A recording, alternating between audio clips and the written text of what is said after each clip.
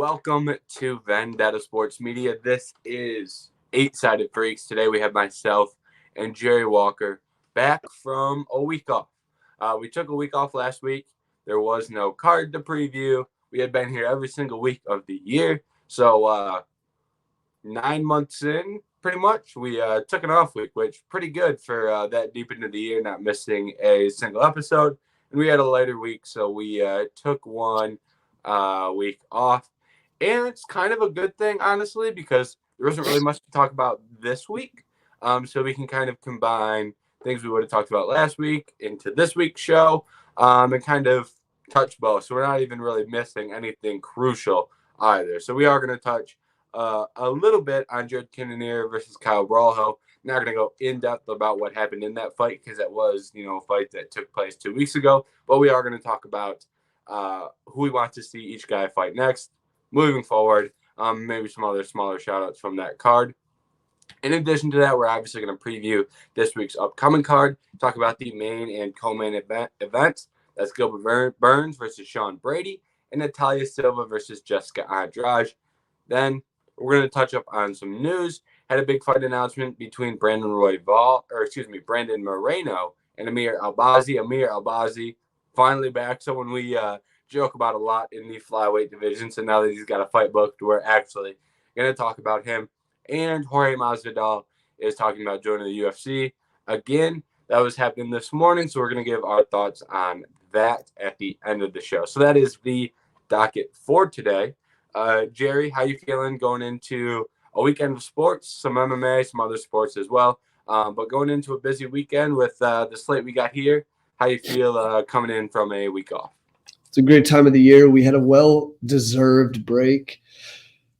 Fortunately, as we discussed before, we have Dana White Contender Series midweek, so we still get a little bit of our fight craving out of the way, but ready for another fun fight weekend and should be a solid card. Yep, and while you bring up Dana White Contender Series, we're not going to talk Contender Series today much at all, actually, but for anyone who is interested in Contender Series content from us, I do the Contender Series recaps. Each card talk a little bit of fight, but the main focus is projecting those fighters as they come into the UFC. So have a recap every single week for those, and then at the end of the year, I'll post my full rankings for those. So quick shout out to the website as well. Obviously, we're on YouTube, but make sure to go read vendettasportsmedia.com. That's where you can get our written articles along with our YouTube content here. All right, we dragged out the intro. We're 3 minutes in already. Let's get right to this main event. I should say I dragged out the intro, but we're 3 minutes in. Gilbert Burns versus Sean Brady. That is the headliner for UFC Vegas 97. It's an interesting fight because we rarely get grappler versus grappler, especially two grapplers of this caliber. It's just less common that these guys face off against one another. And most of the time when that happens, it's in the lightweight division, I'd say, is the division that it most commonly happens in just because there's so many strong grapplers in that division. But we've got this one in the welterweight division. Gilbert Burns, obviously a credentialed BJJ specialist, competed in purely jiu-jitsu tournaments, was highly respected in the BJJ community before even taking a fight in MMA. Sean Brady, legit BJJ black belt. Not every MMA fighter that has a black belt is legit, but Sean Brady is one of them. So two highly respected grapplers here. What do you make of this matchup just from kind of a first look at it? It's probably going to stay on the feet the entire time. It's probably going to be two guys just swinging at each other, avoiding the takedowns. But in all reality, if this does go to the ground, and I think it will at some point, one way or another, it's going to be very, very exciting. A lot of transitions, a lot of movement. Two guys who know exactly what they need to do to get the win here. And I think Gilbert Burns needs this win massively. He's lost his last two. Lost to Bilal. It was pretty dominated in that fight. Lost to Jack Della Maddalena. That one kind of, from what I can remember, could have gone either way. No wrong decision there, but I think Jack did more. He needs something, because if not, that's three losses in a row. His last win was Jorge Masvidal, who we're talking about coming back to the UFC after a year off. if Gilbert doesn't win this, I think he's reaching the end of his career. He's at 38 years old. He's not going to be fighting for the belt anytime soon off 3 straight losses. This is his shot to get his name and keep his name in that conversation. Especially because a guy like Sean Brady, 16-1, just submitted Kelvin Gastelum last time out. Also lost to Bilal, but he was knocked out there somehow. He's in a much better position for the future. He's 31. So he still has all his career ahead of him. This is one of those possible changing of the guards, the new eras taking over, the older generations being pushed out. Yeah, and I agree with your point about Gilbert. I think he badly needs a win here. And like you said, he's 38, so your back's already against the wall at that age. But when you just look at what he's done recently in his career, so he comes up to the welterweight division, wins a lot of fights. Who's that against? The 3 biggest wins before he fought for the title were Tyron Woodley, Damian Maia, Gunnar Nelson. Gunnar Nelson is still doing his thing, but Woodley and Maia were the real headliners there, and those 2 wins haven't necessarily aged great because those 2 guys were on kind of the end of their career. And then he loses to Usman for the title, and that was a really, really good fight. He hurt Usman early, and those guys were friends in there, so I'm not even gonna I'm not discrediting him at all for that loss. But then when you look at what he's done, trying to get back to that title for the second time, he takes out Wonder Boy. That is a guy who he went out there and out grappled. Not going to say it's an easy matchup, but from a styles perspective, he could kind of utilize his grappling there. Then he loses to Chimaev. That's an outstanding fight, great fight. But he did lose that one. It was close. You can make an argument he won, and I'd say it was a strong performance from him, but he still did lose that fight. Then he picks up wins over Neil Magny and Jorge Masvidal. Masvidal is at a point in his career where he couldn't really defensively grapple much. That's why Colby was able to go out there and dominate him for 5 rounds. Gilbert went out there and did the same. And then Neil Magny has never been one to compete at the highest level of the division or really do well against great grapplers. And then his 2 most recent fights, he gets hurt against Bilal Muhammad, gets dominated throughout that fight. And he's having a good fight against Jack Della Maddalena, but he ends up getting finished in the 3rd round by a knee. So, it ends up being a weird run to where if you lose to Sean Brady, after everything I just said, right, now we're looking at 2 straight losses. What does another loss look? You lose to Sean Brady, where are you at now? I just don't think it would be at a great point in his career. So I think I don't know if must win is the right term, because I think must wins in MMA are kind of overblown at times. If he loses this one and then wins 3 more, maybe it's not as big of a deal. But point being, he badly needs this win to remain in that upper portion of the division and not kind of slip to that, around that 10th spot in the rankings and become somewhat of a gatekeeper at this point in his career. Meanwhile, Sean Brady, great prospect, but loses to Bilal Muhammad. In hindsight, not a terrible loss. But as someone who's a strong prospect, you do need to go out there and beat fighters like Gilbert Burns. So I think equally this is a test for him, because if you can't beat Gilbert Burns at this stage of both of his careers, not to say, Sean Brady can't be a future title contender, but, you'd be much less optimistic if you can't win this fight. So sneakily a pretty big fight for both guys. Oh, absolutely. I mean, even just as far as the rankings go, Gilbert's at 6, Sean Brady's at 8. So this is one that's very evenly matched up. It should be a hell of a fun fight. Yeah, and I'll bring up betting odds as well, but the betting odds are fairly close. Right now, it looks like the most common lines are Sean Brady minus 180 with Gilbert Burns as a plus 150 underdog. So not, it's not a pick 'em, but, we've got one side that's a slight favorite. It's not a massive line, though. So betting odds show you a close fight as well as the ranking. So looking at this fight, I'll let you kind of lead off in this direction as well. How do you see this fight actually going on fight night? I think it's going to be a lot of initially kind of them trying to stay away from the takedowns and stay on their feet, which I don't know if it really benefits either one of them all that much. I would say maybe Sean Brady still has a little more power because he's more youthful, but that's about the extent of that for me.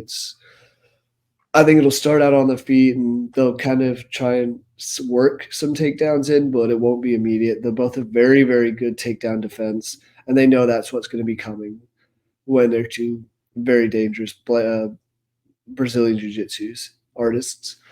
I think it will get to the ground. I think it'll just be a decision, but I think they'll work it out. I think Sean Brady will get it done. Yeah, so I have some similar thoughts. On the feet, I don't think Sean Brady is terrible. No. I think he actually landed a lot of really good shots in that Bilal Muhammad fight.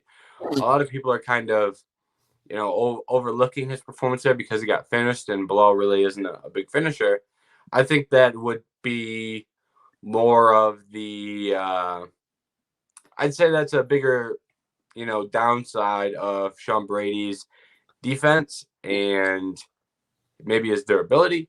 We'll see what happens if he gets hit by a big shot here. I think that would be my bigger concern after watching the Bilal fight. But from an offensive perspective, I believe they were tied like 45-45 or something like that on the offensive strikes landed, before that finish happened. So it's not like he went out there and got dog walked for 2 rounds before he got finished. It was a very competitive fight where he landed shots and Bilal landed shots. So I don't think he's, incapable of landing offensive shots. That said, his defense is a little bit more of the, stick the high guard up, less head movement, doesn't look as comfortable defending shots as, a lifelong striker would. He's a lifelong grappler. So I think it would look very interesting on the feet. I think Burns probably has a better path to land like a big overhand, for example, while Brady, is looking at jabs and a little bit tighter hooks. That said, I do think Sean Brady is going to be the one winning the grappling exchanges. Maybe not necessarily because he is a better grappler, a better BJJ practitioner, but I think he's much more physical, and he's much stronger. Just this is at the simplest way you can look at this. Sean Brady has, he couldn't make 155. Gilbert Burns couldn't make 155 anymore either, but he's a former 155er. He started his career at 55 and has grown into being a 170 pounder. But Sean Brady is massive. Like, he's not like the biggest in terms of, being tall and jacked, but he is short and he is built. I just think that physicality and grappling exchanges and takedowns. And once Sean gets on top, I think he can use that and his ability to flow, follow positions, to control from top more.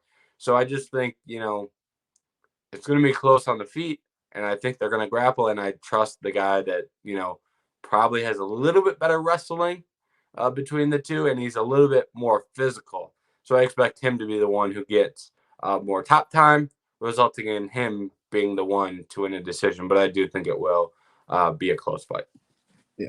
Yeah, I mean, it could very much go either way, but right this second, I'm leaning Sean Brady as well. Yep. All right, the co-main event. We've talked a lot about Natalia Silva, but in this one, she is taking on Jessica Andrade. So it is a big step up in competition for her. And it is a big step up in name value as well. Fighting Jessica Andrade comes with opportunities, even if maybe she's not as good as she used to be. Regardless, if you beat Jessica Andrade, you're gonna raise some eyebrows.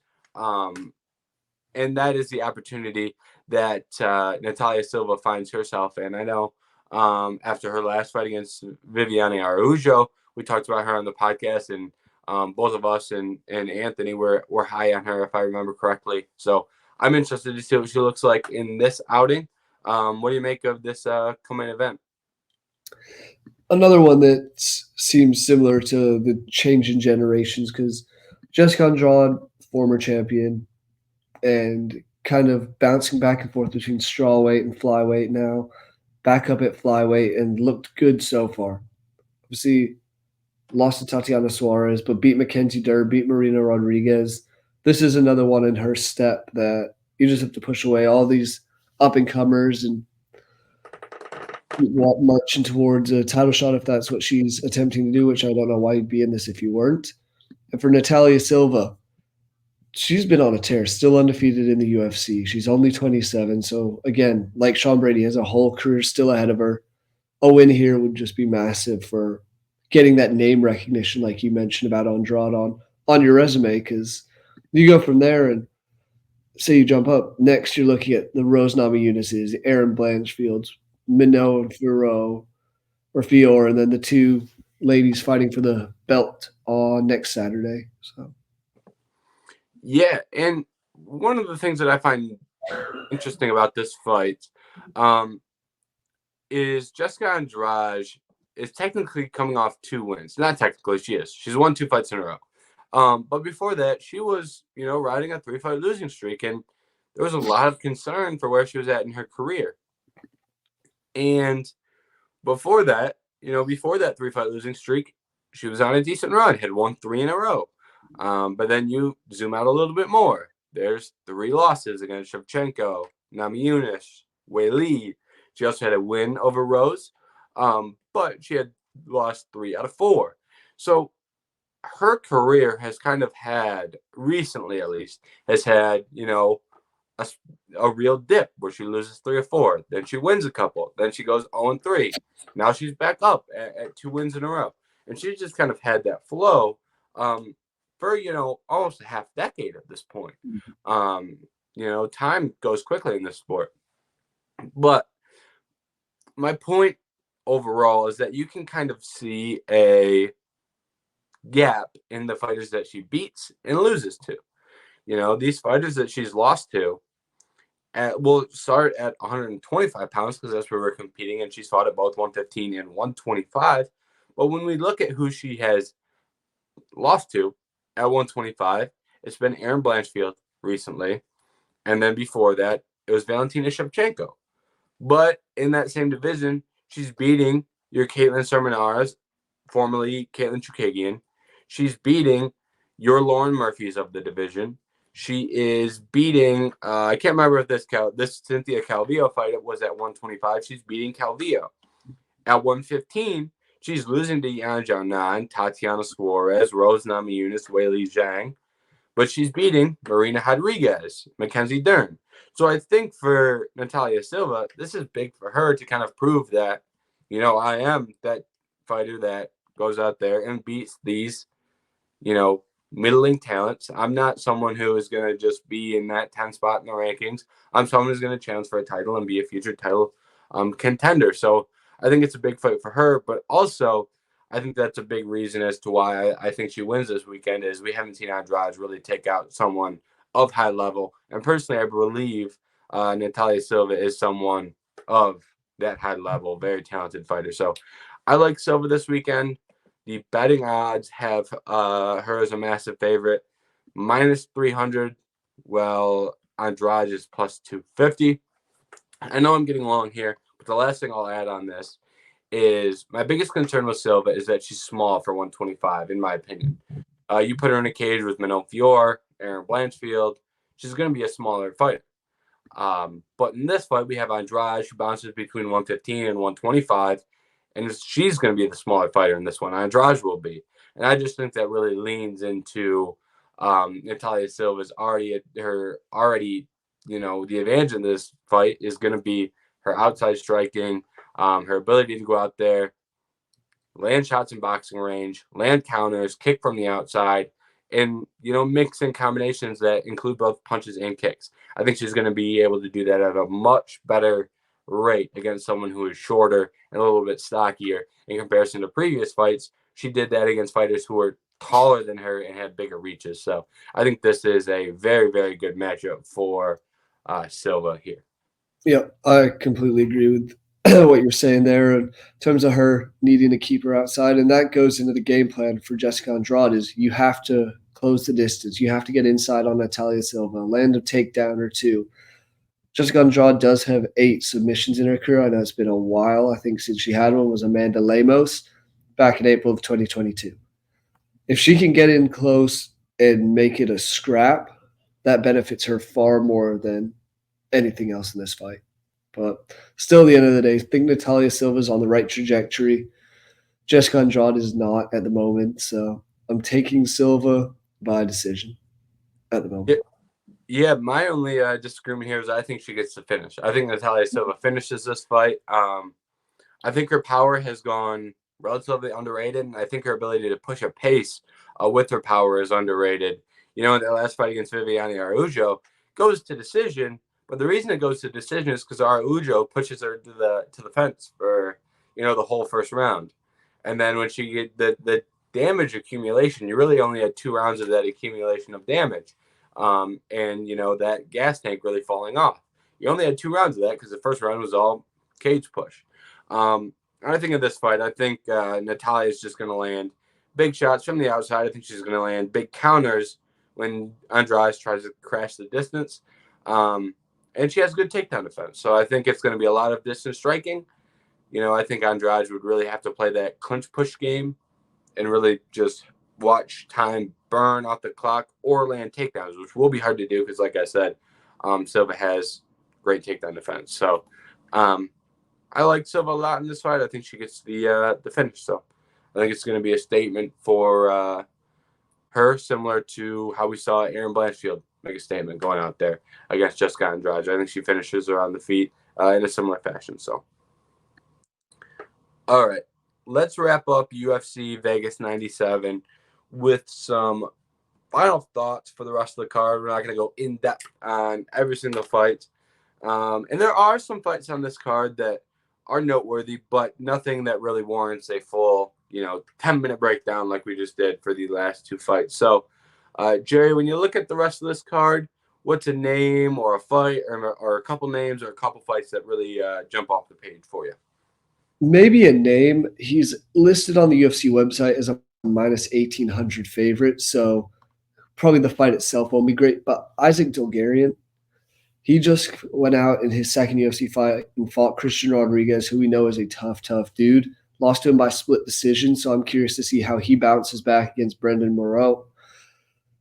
Obviously, the odds are very heavy one way, so I'm sure this will be a relatively easy work for Dulgarian, but you never know if his first UFC loss, how he's going to bounce back from that. So that's one of the ones that intrigues me.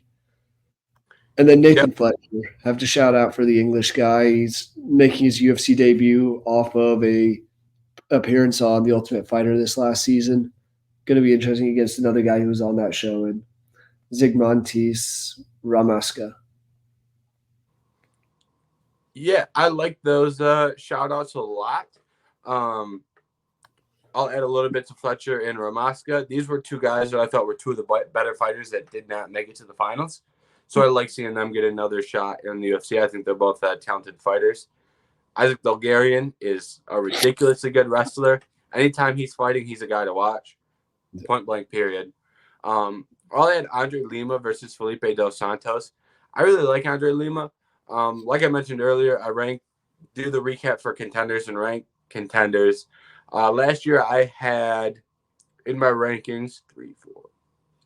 I had 7 guys ranked in my top tier of prospects.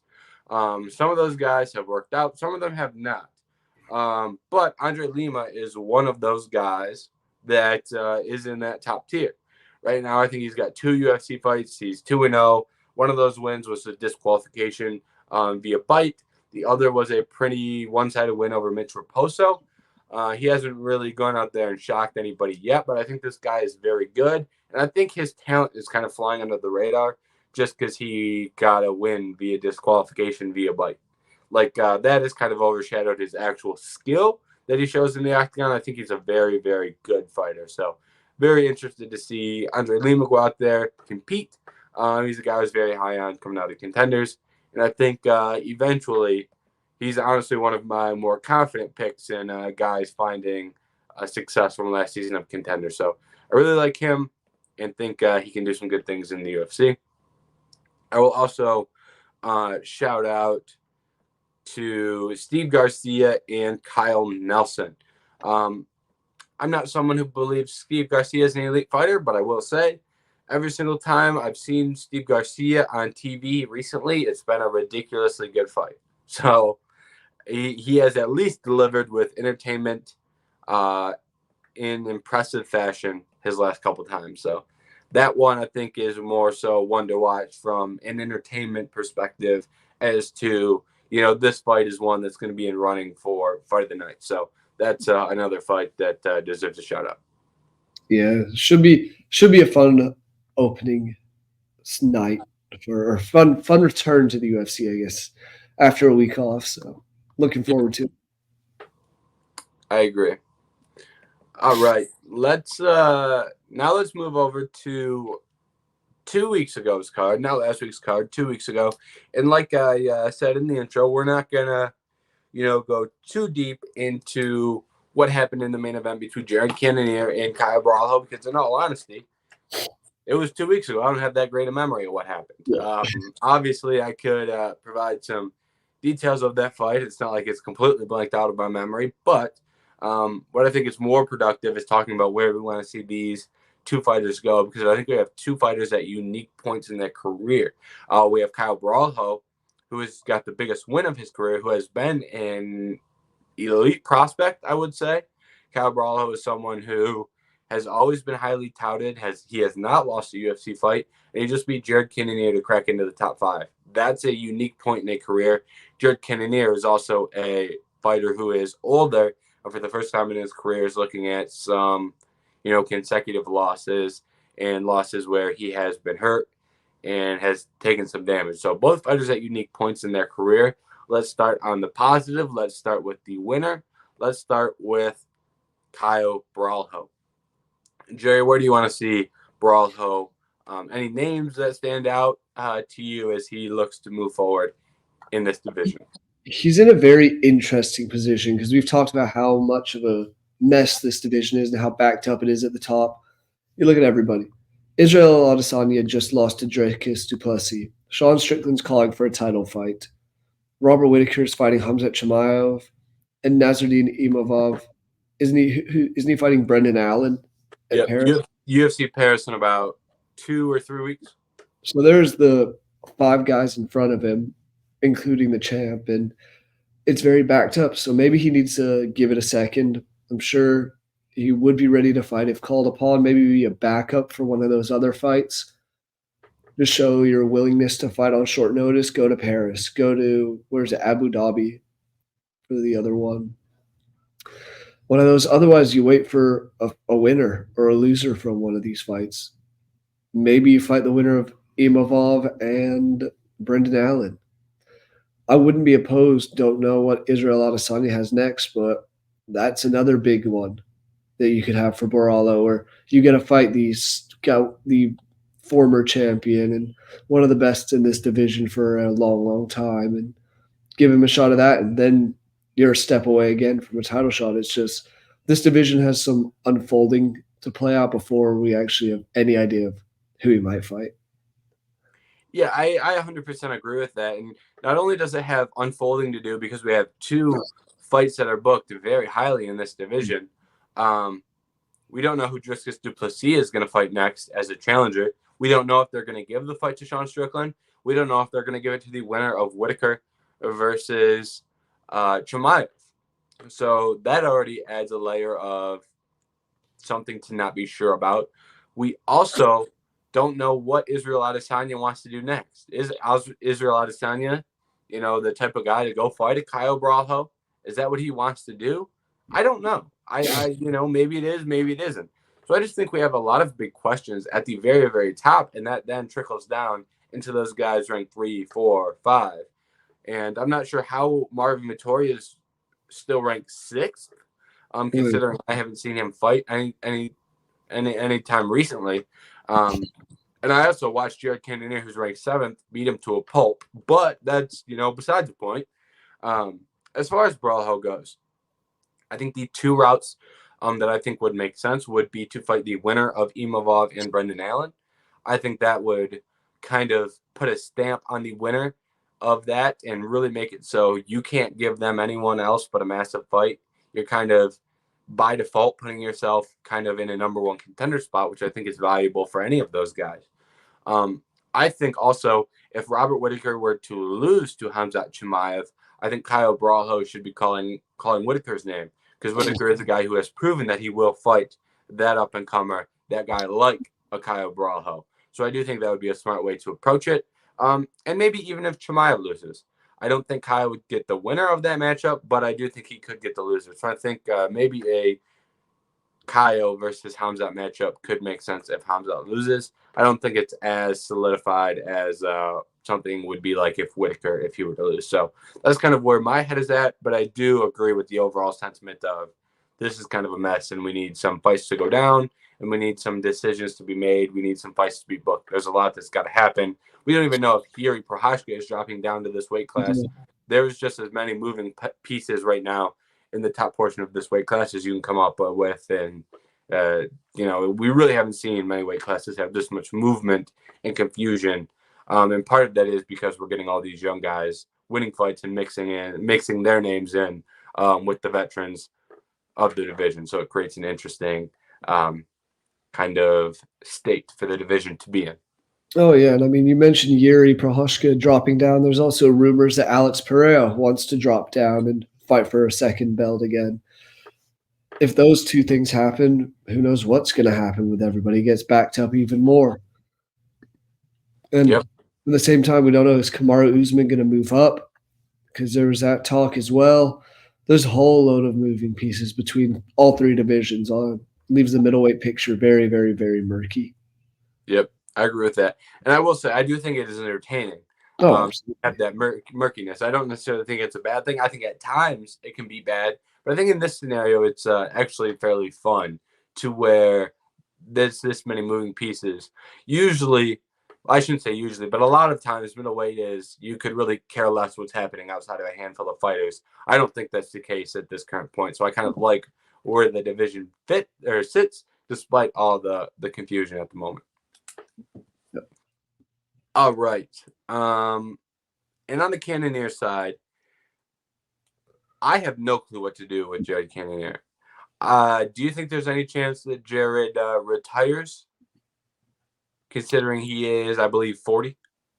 I could see it. 40 is – he's been around for a long time. He's not, I don't think, going to work his way back to a title shot. He's fought everybody there is to fight in this division. I don't see the urge for him to go back out there and get whooped again. Because he was obviously knocked out by Imavov. For better or for worse, whatever your opinion is on that, it was ruled a TKO finish, even if it was a little early potentially. Then it got pretty dominated by Borralho. These guys are just too young, too strong for him. I don't see him contending with any like the Vittoris, or maybe that's the fight to make. I know they'd already fought, and that's the issue with it, is he has fought a lot of these guys.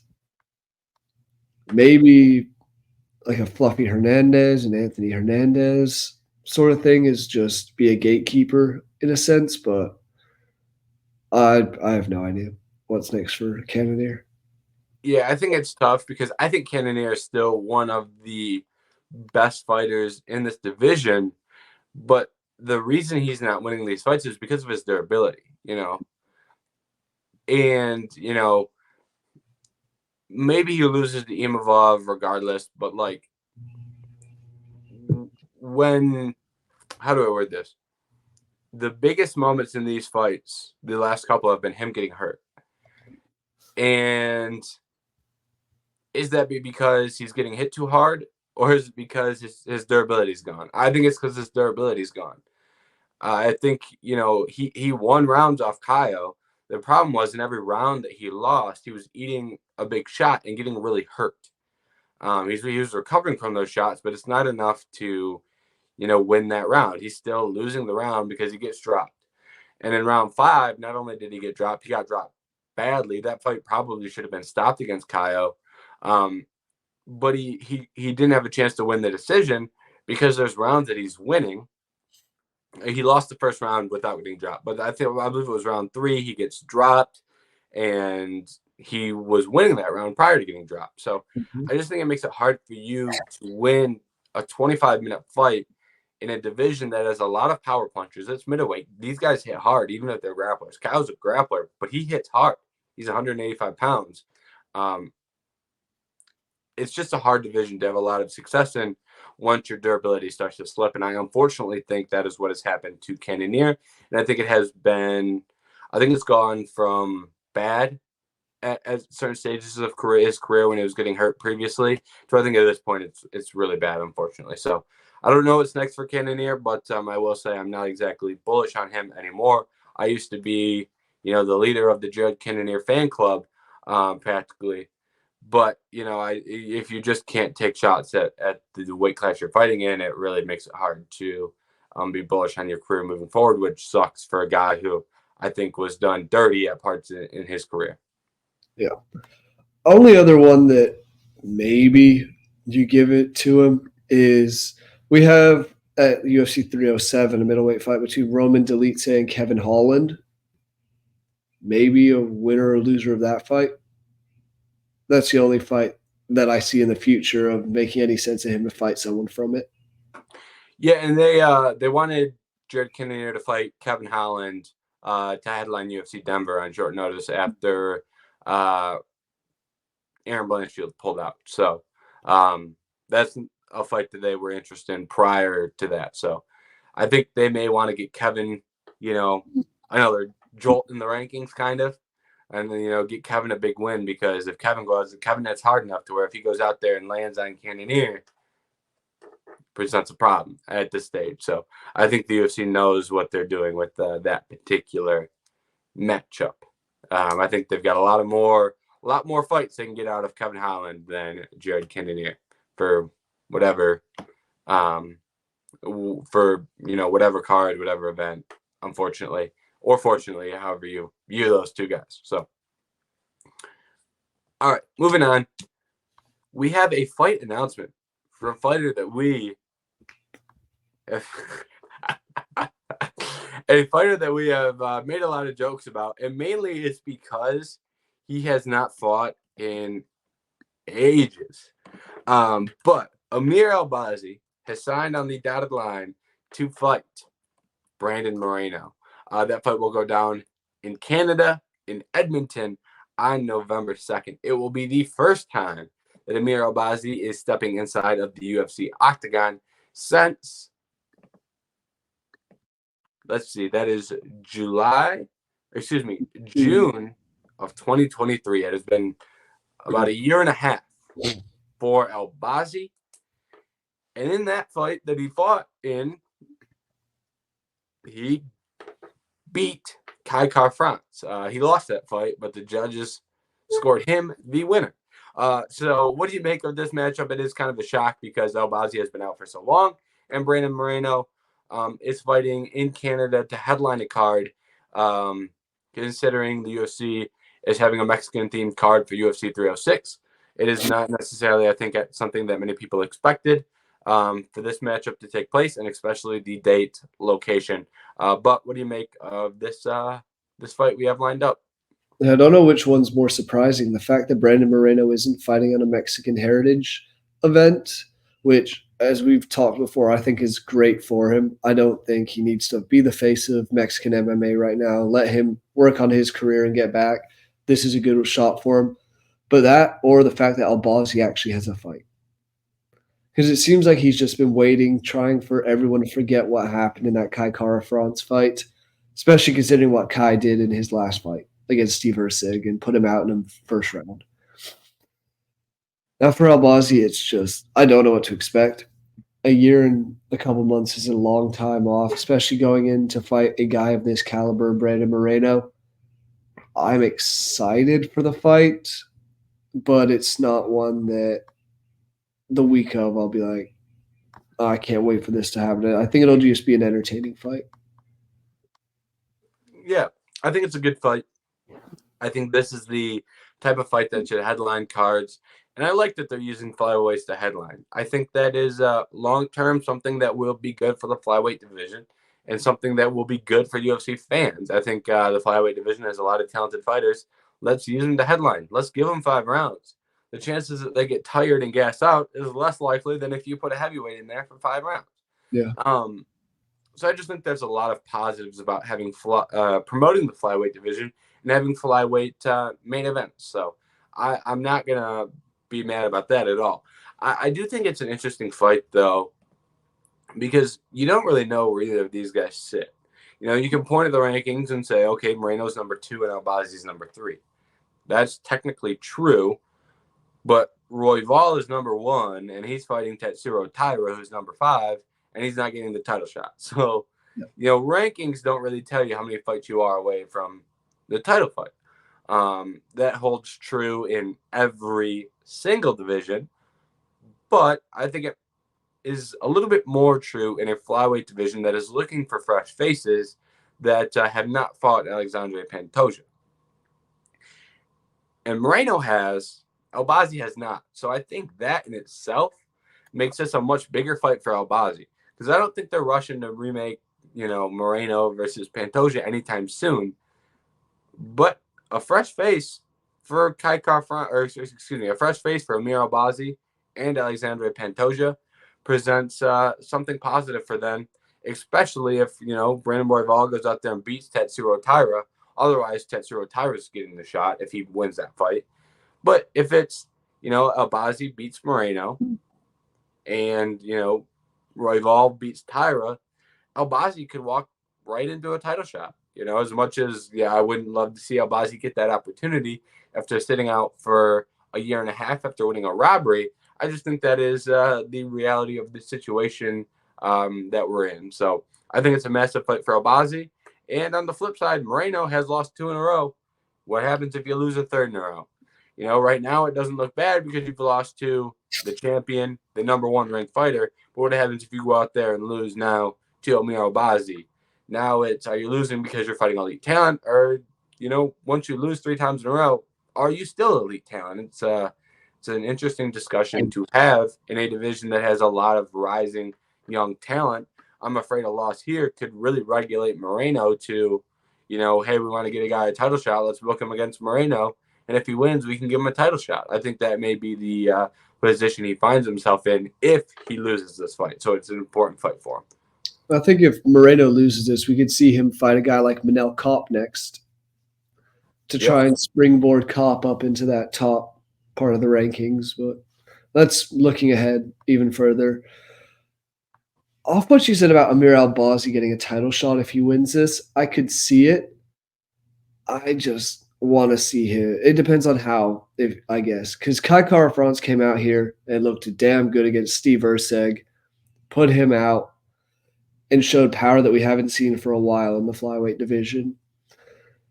I wouldn't mind a rematch between those two because, like you said, most of us think that Kai Kara-France won that fight. So run it back for the top title contender, unless they're giving it to Taira, or you just say screw Albazi altogether and make Kai and Taira fight. But it's nice change of things to actually have some up and comers to talk about. Be like, oh, these guys could get title shots with 1 win. Yeah, and the sneaky part of this division is we also have Kai Asukara, who needs to make his debut. And there were talks about him at bantamweight. There's been more recent rumors about him at flyweight, so we don't really even know what weight class he's going in.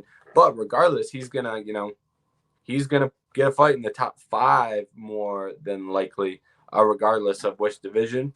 And if it's this flyweight division, there would be a lot of fresh faces as well, obviously, because he hasn't fought in the UFC. So a lot of moving pieces here in this flyweight division as well. And I think this flyweight division is going to get fun over the next couple months. We've got a couple of good matchups and a couple people making their case to be the next title challenger. And I think that kind of pressure, maybe for some people it's too much, but I think for other people, they rise to the occasion and put on strong performances. So I think this division is going to be one to watch moving forward. Oh, yeah. Underrated fight, in my opinion, in this division that's booked. Mateus Nicolau and Asu Alambayev. I think that'll be a very fun fight and could show a big swing in some of the rankings. Yep. And Asu has looked good, and that's got a chance to jump him up from 14 to 7. Yeah. That's something that they love doing at flyweight, and it's worked great. Guys who get ranked, and then they book them against someone in that 6, 7, 8 range and get them to jump up into the top 10 and all of a sudden you have a new, fresh face, something that has worked very well for that division and has created a lot of parity in a division that was kind of lacking that, we'll say, 2 years ago. I mean, yeah, when you have the same two guys fight 4 straight times for the belt, little tough. Yeah, they're switching things up, that's for sure. All right. The last piece of news we have is, I'll just say, an interesting one. We have Jorge Masvidal has come out and said that I don't have the quote in front of me, but he is very bullish on returning to the UFC, and he thinks it's going to happen by the end of the year. Let's start with this.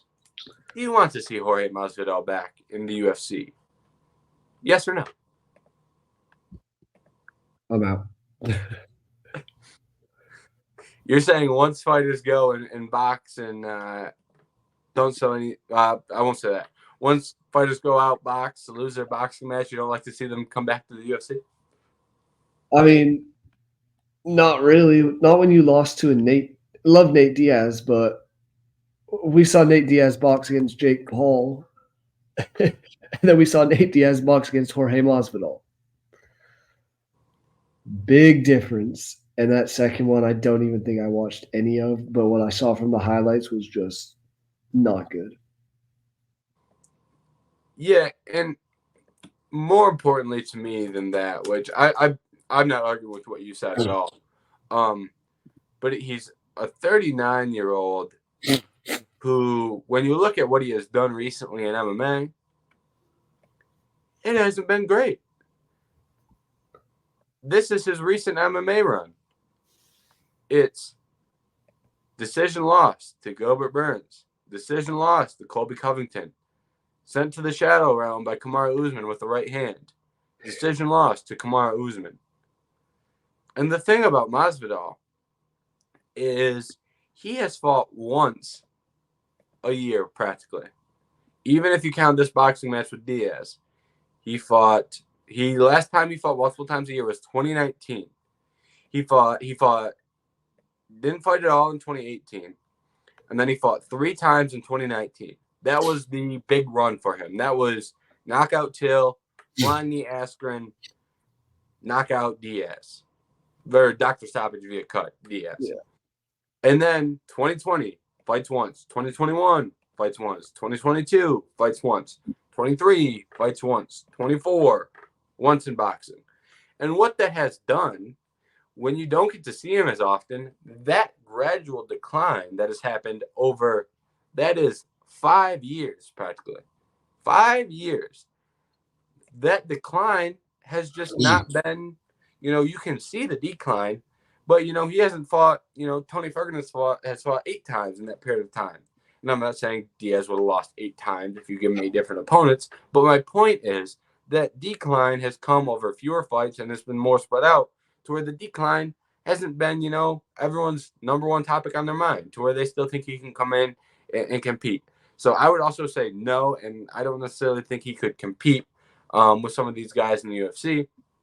And now I think a point to that is when you look at who he called out. So I kind of want to transition over to who, if he were to resign, who would you want to see him fight? He called out Chandler. I think that's indicative of the fact that he doesn't think he can compete against 170-pounders. Either that or he wants to beat Chandler and get the McGregor fight. One of those two things. But, he's calling out 155ers. So I think that's already bad enough for where he sits in his career from a skill perspective to where he isn't calling out 170-pounders. With that being said, if he comes back, where would you like to see Masvidal? Who would you like to see him fight? Honestly, I just want to see him, if he comes back, fight someone who's as energetic and outgoing as he is in both press conferences and in the fight. I'm concerned for Jorge Masvidal because you were going over his last wins. His last win was 2019, where he won 3 straight, like you said. Since then, all 3 guys are out of the UFC. Nate Diaz, I think, is the only one who's actually still fighting in general, and he's just boxing here and there. Hasn't beaten an active UFC fighter. I think if he comes back, namesake will give him a decent fight, but I don't know where it would be. I wouldn't mind like a Michael Venom Page. Throw him out there. Is just why not? Loser leaves, winner stays. Yeah, I think there's two names that really, I shouldn't say there's two names. There was one name that was really standing out to me, but I do really like that Michael Venom Page call out. So I do think that would be a good name to add as well as another great option. I don't think, and now the name that I'm going to throw out, I don't think Jorge deserves this, not one bit. Oh, I know. However, I think I have a feeling. can we just see him fight Leon Edwards? Yeah, 2-piece in a soda. Yeah. The one piece of MMA, I shouldn't say the one piece, but a major piece in MMA history that we have just not seen the resolution to. Yeah. It was signed, sealed, delivered once, and Jorge pulled out. With the storylines there, he comes back. And then Leon gives him the 2-piece in a soda more than likely. But that storyline to me has just always needed the bow of a fight. He comes back to a rivalry. Leon will engage in some trash talk. Whether people like Leon, dislike Leon, he'll at least talk a little bit. So I think that's a good call there. I also think that fights against Jack Della Maddalena and Ian Machado Gary make sense. Once again, not saying he deserves those fights, but wouldn't it make sense to just have it a Jack Della Maddalena versus Jorge Masvidal to me is similar to Leon Edwards versus Nate Diaz in the sense that, listen, we got to do Bilal and Shavkat. We want Jack Della to fight for a title. We'll just have him beat up Jorge Masvidal and get more fans, and then he can fight for the title afterwards. Like, to me, that seems like a kind of a way to keep him on ice without keeping him on ice, if that makes sense. Yeah. Same with Ian Gary. Hey, Ian Gary's going to go out there. He's going to run his mouth. We can have him knock out Jorge. Not have to deal with Jorge anymore. And we get a little bit of jolt to Ian Machado Gary after his last performance that wasn't so well. So I'm kind of looking at it as that perspective is, how can the UFC kind of use Jorge, if that makes sense, to add some jolt for some of these young rising guys. So I couple names there as well. So, but I also do like your Michael Venom Page shout for a fight that could be more competitive, but also a stand-up fight that would be a lot of fun. And Michael Venom Page, a guy who kind of have to be particular with how you make him, and I think that's one that works. And that's one of the things which drew me to that MVP fight is it's not someone Jorge will have to worry about grappling and taking him down. We've seen Leon do it against Kamaru Usman, so we know it's there. Jack Della, I'm convinced, has done some ground stuff in some of his fights before. No, he's predominantly a boxer, but he could take him down and probably would. Ian Gary, I think, would be a stand-up one as well, so I like that shout. All those would just be fun fights between entertaining characters, and that's what I think Jorge Masvidal is going for. But I think we are also on page that we don't think he should drop to lightweight. If he did, the name I would put out there maybe would be Dan Hooker. Ooh. Yeah, I don't think it would be a drop to lightweight. I think it'd be kind of a lightweight to come up to welterweight, to be fair. Okay. So he can have that size advantage. But point being, I do see your logic there with the Dan Hooker fight. Well, I also see Dan Hooker fight Charles and see if he can move up. Give me a Dan Hooker title fight in 2025. Talking about similar logic to Maddalena and Ian Gary, getting kind of excitement back into a young fighter. If Rafael Fiziev is ready to come back from his, and this is getting about as wild as you can get. Fiziev coming back from his, knee injury, you really want to get a shockwave back into Fiziev and run him back up those rankings so you can book him versus these exciting strikers and get big, exciting fights and fun matchups. Watching Fiziev beat the hell out of Jorge would get a lot of people pumped up. So I do think that would also be a fun one. And that one is probably one that would never, ever, ever happen. So that's just me throwing out dreams at this point. Yeah, that'd be a very intriguing fight, but I think I don't quite see that one happening. Yep. Yep. I We agree. can hope, though. Yeah, we can hope. All right, Jerry. Is there anything else you want to get off your mind today before we close down this episode of Eight Sided Freaks? Not really. For it being a kind of quiet news and fight week, we've still made it to 55 minutes. Pay-per-view coming up next week, so make sure you guys stay tuned for that episode. And yeah, that's about all I gotta say. Yeah, massive, massive episode next week. UFC 306 at the Sphere. The card is kind of top loaded, top three fights, all very, very good fights. It falls off a little bit after that top three. I do expect there to be some entertainment quality on the rest of that card, but the top three in terms of the divisions, obviously two title fights, one potential number one contender fight. It is a massive, massive, massive card as far as the top of that goes, and it's at the Sphere. So it will be one to watch as far as entertainment value goes, because we'll probably never see anything like that again. Whether they're good, bad, ugly, we'll have to see, but it's at least worth watching to find out. Oh yeah. As far as this week goes, make sure to keep your eyes peeled at VendettaSportsMedia.com. We will have UFC Vegas 97 preview and best bets out. So preview, we talked about the top two fights on this card. Preview will go on in depth on every fight on the main card. That's 6 fights. So you can get more information about the card and the fighters there. Best bets as well. Don't know what the best bets will be yet, but that will also give some more insight into at least 3 fights on this card. So make sure to check those out if you wanted a deeper dive into this week's upcoming card. That is at VendettaSportsMedia.com. So that's everything we have for this week. And like Jerry said, we've got a pay-per-view coming up next week. Make sure to check that out because UFC pay-per-view previews are some of the best episodes to record, some of the funnest episodes to record. So make sure to check that out. We will see you then.